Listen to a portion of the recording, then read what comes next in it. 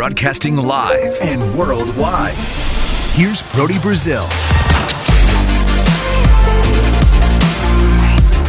You might be watching this on my YouTube channel or listening audio only via podcast. Either way, I truly appreciate it. What I'm about to do is break down here the San Jose Sharks with, amazingly, just 30 games left in their regular season. Where did the time go? Right? It feels like just yesterday we were watching the season opener at SAP Center, the Sharks and Ducks on national television. And now here we are at the All-Star break, 52 games in. The Sharks have 65 points and 29 wins. Their record at 29, 16, and 7. I think that's where you begin. The question is, would you be happy with that if I told you this is how they'd be a couple months ago? And I think too often you get caught up in the journey of how they got here. The win streaks, some of the losing skids, and it's easy to fixate on that and forget simply, are you happy with where they're at? And in the standings, they've been one of the top teams respectively in the Pacific Division. Others have changed, but they have remained, again, near the top for a majority of this campaign so far. So what I want to do here is break down where this season has been, hopefully lead you to some ideas of where it might be headed, because at this point, it's far from early anymore. In fact, I feel like it's getting quite late in their season.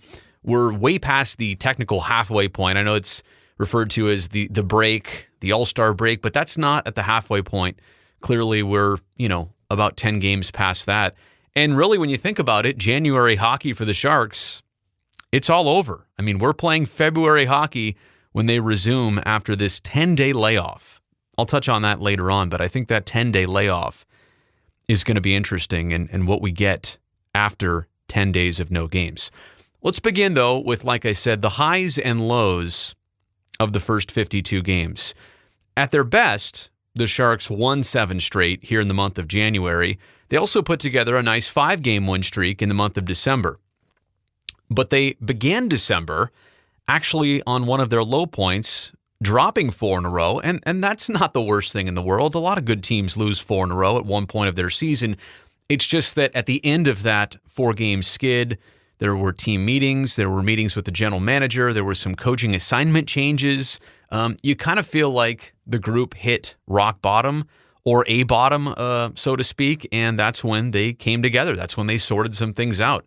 But overall, despite some of their best runs and some of their rougher patches, it's basically a team that wins 2 games and then loses a game. And I think that's where a lot of fans maybe aren't completely satisfied. Again, I look at the record and the results so far, 65 points in 52 games. Hard to be mad at that. Hard to be mad at where the Sharks stand in the standings. But if you're looking for an area of how it gets a little bit better in the second half, there I go with the half thing again. It's past the halfway point. It's just to eliminate some of the bad losses, the quote, bad losses this team has encountered. You look at a portion of the schedule where they've won 2 in a row, and then there's an easier, I'll do quotes again, easier opponent coming up on the schedule, and they drop that game. That's the difference between a team that, is good and a team that's finely tuned. They don't lose that game. And I think that's just the small things that'll make a big difference down the stretch in the final 30 games for the Sharks, is to be able to win the games on paper that they should win on the ice. Again, you look at their performance so far as a team, results speak for themselves. And I think the players would tell you they're satisfied with where they're at. Content is a different story. I don't think they're ever content. But I think there is some satisfaction with where they're at this juncture.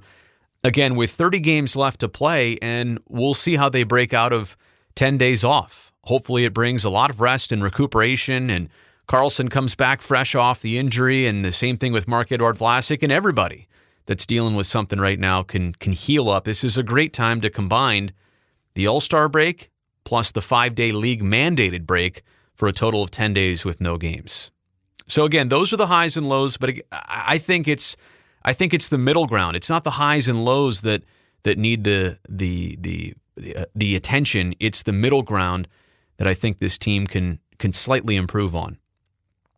One thing we've observed this season is a Sharks team that at the beginning of the season pretty much lost their way defensively. And I understand we're coming off the last 4 games here on the road trip before the break where they allowed 24 goals in 12 periods. Yeah, that's not great.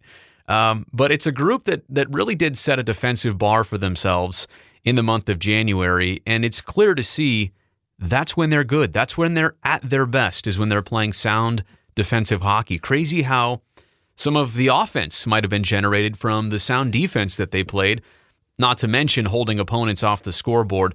That's just been the biggest area of need / concern / attention for this team, and it's something that they're going to have to tighten up down the stretch. You talk about winning those should win on paper type games. Well, that's how you do it with team defense. You get a lead and you don't let the opponent back into the contest. Again, though, when the Sharks did figure things out defensively, what were they doing? Well, it's quite simple. There were a couple things you noticed in the months of October and November that didn't seem to happen a lot in December and January, and that is a high amount of odd man rushes against. You haven't seen an exponential amount of that against San Jose. And you also haven't seen opponents score right out front of Martin Jones or Aaron Dell with missed coverage as much. It does happen on occasion, time to time. Look, you're going up against the world's best on a nightly basis. They are going to score goals. They are going to beat you and outsmart you for moments at a time. That's how sports works. But we have not seen a disproportionate amount of plays like that. And so I think the net front play defensively has gotten a lot better, and the responsibility to not let opponents have those odd man numbers against you. One area that you can probably look at and say there's a little bit of room for improvement, actually 2, turnovers would be one. Enough turnovers to allow the opposition more chances than they should get, better opportunities than they should get, and really on the power play, I think you see a higher amount than expected of turnovers and leading to shorthanded chances that are typically not there for opponents. And the other thing for San Jose is just allowing goals in bunches. I realize there's no control over when the opponent is able to score. Usually, you'd like to never let them score, but it just seems like as of late, the Sharks will allow 2 goals in 47 seconds, 2 goals in 2 minutes and 47 seconds. I'm just saying, a lot of times it feels like after allowing one, they don't necessarily regroup and reset and lock down all over again. Sometimes there seems to be that opportunity for 2 quick ones against. And I mean, there could be a bunch of different reasons. I'm not here to tell you why that's happening. I'm just here to observe that sometimes that has happened recently in the season. And that would be an area, that would be a new area of tightening up defensively. But again, this team has set a bar for itself defensively. And they did that in the last 4 to 6 weeks. We now know they are capable of a certain level, and they're going to need to get back to that at some point down the stretch here of the final 30, ramping into the second season. Switching from defense to offense, I mean, that's one thing we can say has never really been an issue this season, scoring. And not just scoring on a regular basis for the team, but the diversity of scoring for this group has been tremendous. And I'll rattle off some names later of like who could even be a team MVP for this club. And some of that has to do with scoring. I guess there's other defensive contributions as well too. But I talked about that diversity. There's 8 different guys right now on the Sharks that are double digits in goals. And there's 2 others that are extremely close, Brent Burns and Melker Karlsson. I mean, they're right on the cusp of that. So, I mean, pretty soon they're going to have 10 guys already on this team with 10 or more goals. That is pretty impressive at 52 games in. You're looking at individuals. Pavelski's at 27. Hertl and Kane now both in their 20s. Both those guys have had monster last couple weeks. Hertl really since the beginning of December, and Kane since the beginning of January. And not to mention steady scores that have been there with goals, Timo Meier and Logan Couture. And I know Timo went 17 straight without one, but it's not his fault. He was knocking on the door, as well as Logan Couture, who has rode the highs in a little bit lesser periods this season. But don't get me wrong, you look at his body of work so far, goal-wise, and there's nothing bad about it. So Again, you look at who's scoring goals. It's great that it's not just one player. Think about this for a second. How many bad teams have you seen with a couple really high goal scorers and then nobody else gets them? Well, I don't know that that's a healthy thing. I'd rather have a group like this. You'd like to think that the diversity in scoring makes them a lot less prone to slumping offensively as a group, right? I mean, if you have more guys constantly contributing, there's just less of that chance you're over-reliant on one or the other, and when they don't produce, your team has no chance offensively. So I really like that the offense this season has come from so many different places. I think that is a true value of this team. I would also say that they haven't necessarily relied on their power play. That's been a weakness of Sharks teams in years and decades past, is that even strength scoring isn't there. They have to get on the man advantage for any chance of, scoring a couple on a given night. That hasn't been the case this season either. So I like the offense. I've liked it really since the beginning of the season. And one more crazy note on that offense. I mean, not a lot of it goal-wise has been coming from Brent Burns or Erik Karlsson. But assist-wise, those guys are putting up monster numbers. And, on a lot of different teams, like Karlsson last year with the Ottawa Senators, he's the guy that has to do pretty much everything. Assist, score, start the rush, fuel the offense. It's great now, and I think that's been part of his adjustment period, is realizing he doesn't have to do everything. There's a ton of guys on this team that can score goals. All you need to do is keep the offense rolling, setting up other people, throwing pucks on net. Obviously, the San Jose offense nowadays runs through the points, and Karlsson being a huge part of that, just keep taking those shots from out there, just like Brent Burns does, and you're going to be in good shape. All right, we'll now transition into a similar topic as it relates to individuals on this group. It's something that my colleague Kevin Kurz mentioned on Twitter to fans, and I thought it was very interesting, and it sparked something I wanted to talk about.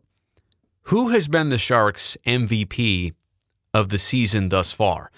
And there's a couple different names you could throw out there, and there's a couple good cases you could make for a handful of individuals, like Joe Pavelski, like Brent Burns, like Evander Kane, like Logan Couture, or Tomas Hertl. Some would even say Martin Jones has kept the Sharks in a lot of games that they had no business in. Defensively, he came in and saved the day. But going back to what I said earlier about the scoring stuff, it's tremendous that you can't even figure out who has been the MVP of the Sharks so far.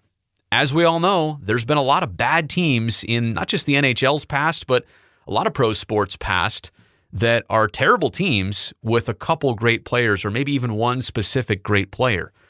You don't want to have that. You'd rather have a diverse group of contributions, and you'd like to have scoring and game-winning attributes coming from a lot of different places. So I think the fact that it's difficult to actually lock into one team MVP, that's a great thing for the San Jose Sharks. And if you're going to ask me who mine is, I know that's what a lot of people are thinking right now. I can't even give you one. I mean, I could make the case for Pavelski. Most goals, team captain, has helped the group ride it out when they weren't doing so well early on. Brent Burns has just seemed to pour in the points this season. He is always on the ice during scoring plays. And you know what? Defensively, he's a plus player. And he's basically playing almost half the game on a lot of given nights. So he's heavily involved. Evander Kane, tremendous start to the season. Got away from his scoring ways for, a little section of the schedule. But like I said before, since January has been red hot. Certainly he contributes to this team in other ways as well. Logan Couture, one of the on and off ice leaders of this group, would definitely not count him out of being in a MVP conversation. And then the same thing with Tomas Hertl. He has accepted the role, moving from winger to center. And in that time, it worked this time around. Hasn't always worked for Tomas Hertl before when they tried to make that positional switch, but it definitely seems like it has worked well this time. All right, next thing I want to move on to as we look forward down the stretch of the final 30 games, something else or a couple other things might happen during this span before we get into the playoffs, and that is contract extensions. Everybody knows that Erik Karlsson soon has the opportunity to sign one of those monster 8-year deals with San Jose. And that's been reported that his camp and the Sharks will begin discussions and will start working towards something. I've said all along that there is no way San Jose traded for Karlsson without something in place. What I'm talking about, I'll leave that up to your imagination. I have my own thoughts too. There's no way you trade that big without the idea that you're going to try and lock Erik Karlsson up, or you're going to give him kind of the offer in advance, out on a platter, and that he's had all this time to consider it, see how he likes San Jose, and go from there. Not that there was an agreement in place already, just saying that some things had to be laid out. Some things had to be clear to both sides, and hopefully the last couple of months have only secured those thoughts rather than anything else. I know everybody's talking about Karlsson, but the other one that, I think I'd love to see happen is Joe Pavelski's contract extension. You take a look back at last summer, and so many different Sharks got locked up, Evander Kane included. But the one guy coming into camp that was, it was curious that Joe Pavelski wasn't in that same situation. Now, there's a lot to sort out and settle contractually for the Sharks. What's the status next year of Joe Thornton? I think that's, an obvious question mark. What's his body capable of? As of this season so far, looks like he's held up quite nicely. He's in a different role, but still contributing, and he's one of the double-digit goal guys, and clearly he's been able to make an impact with this team just in a little bit of a different positional situation. But I guess what I want to say out of all this is I've always said that Karlsson probably signs a deal first, but I have to think that Pavelski and his group are also working towards something at the very same time. And I hope behind the scenes that it is coming together equally as much as something for Erik Karlsson. I think it would be great for Sharks fans as we go down the stretch of these final 30 games to know that the big trade you made right before the season started to get Erik Karlsson worked out in the near term and in the long term as well. You can lock down a guy like Joe Pavelski, who is just showing that his age doesn't really have an effect on the way he's been playing this season, at least. And then last but not least, here as we look ahead towards the final 30 games of this Sharks regular season, I mean, what does happen after the 10-day break? It's kind of unprecedented. Well, at least this season it is. And you can only look at two other examples of how the Sharks have done kind of coming out of the gate without having played a lot right before that. There's the two examples are this, just the start of the season. And this is not a good example because San Jose won just 2 of its first 6 games of the schedule. Now, they did have some success after that, and part of those 6 games were an early East Coast road trip. But again, winning 2 of your first 6 out of the gate wasn't a good start. There's another example we can point out here, and that is the Christmas break. The NHL always takes off the 24th, 5th, and 6th. And after the Sharks had those 3 days off, they won 9 of 10 games. So that's a far different outcome the last time this group had any significant rest. Again, 3 days, I know what you're thinking. Way different than 10 straight days with no games. Now, the Sharks have this mandated league break, and there's not supposed to be any team activities. So they're going to come into one last practice and game action pretty quickly. But I think traditionally you can look at them as a group, as a franchise, and they've always done a little bit better with the rest, right? And it's the question of rest versus rust. This group needs rest. They need to get healthy. They needed to hit the reset button the way they were playing, allowing all these goals. And I know they won Game 52 in dramatic fashion, 7-6 against the Washington Capitals. Kind of an instant classic almost the other night where San Jose got the last 3 goals of the game unanswered, and Evander Kane scored with 1 second in regulation and Hurdle in overtime. But don't forget the fact that they still gave up 6 in that game, 6 before it, 6 before that, and 6 more before that. So it's one of those things that they needed this break, whether they wanted it or not. And really a couple weeks ago when they were on the 7-game win streak, I would have said, hey, don't take a break. Keep this thing rolling. But you look at it from a realistic sense, it's been heavy lifting on the schedule, a lot of East Coast travel. They need this break. My big question is when they come back, how do they look? And I don't mean necessarily how do they look in the first period back. I mean, let's be flat out honest. February 2nd, when they play their first game, there's going to be a first 5, 10, maybe first 20 plus minutes of just being a little bit out of sync. It happens. You do anything at that high of a level and then you miss it for 10 days, like it just, a part of it goes away temporarily. You can recapture it, but it's not immediately there when you need it most or like you're used to. So my point is, it's not how they're going to do in the first handful of minutes of that first game back. How are they going to do in their first 5 games back? I think that's going to set a tone for, again, the final 30 of this regular season, which I am very interested to see how it all shakes out. I'll close it with this. You know, the regular season in the NHL, it means just enough. You kind of get an idea of where a group has been, the adversity they've gone through. The second season is a brand new season. Everybody gets to start with that fresh slate.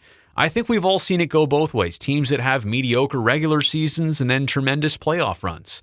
Or a team with a really good regular season and a playoff run that falls way too flat, way too quickly. The point here being is, of all what I've said, we're trying to get a gauge of how this team is, who they are, and what they're going to be like down the stretch. How that exactly translates into a playoff spot, I'm not necessarily here to say yet, although I think the one thing we've all learned is you want to go into that second season with some momentum. You want to go in with a certain strength, a certain feel good about your game, no matter who that round one opponent is. And you know what? Hey, in the last 30 games, and there is that separation in the Pacific Division, those top 3 teams of Calgary, San Jose, and Las Vegas, like they have created a cushion for themselves. And I think that's going to be a huge factor for not just the Sharks, but also Las Vegas and Calgary, is to continue playing well. Hang on to that cushion, because the longer you can assure yourself a spot in the postseason, you know, the less you have to force the issue down the stretch, the less risky you have to be later on in the schedule going into the playoffs. So I like the fact that they've built just enough cushion to feel just enough good about their game that they don't have to stress and press on a nightly basis, but to also know that every game matters and the trajectory of where they're going into the second season, it does matter very much. Hey, that does it for this episode on YouTube as well as on the podcast. I appreciate you watching or maybe listening here via iTunes or Google Play or wherever you're listening to the audio version. Catch me on all the social platforms. I'm really working hard on Instagram as well as right here on YouTube to give you some new and different content. So I appreciate this. Enjoy the break without any Sharks games because they are going to come fast and furious starting on February 2nd. Until next time, I'm Brodie Brazil, and yes, that is my real name.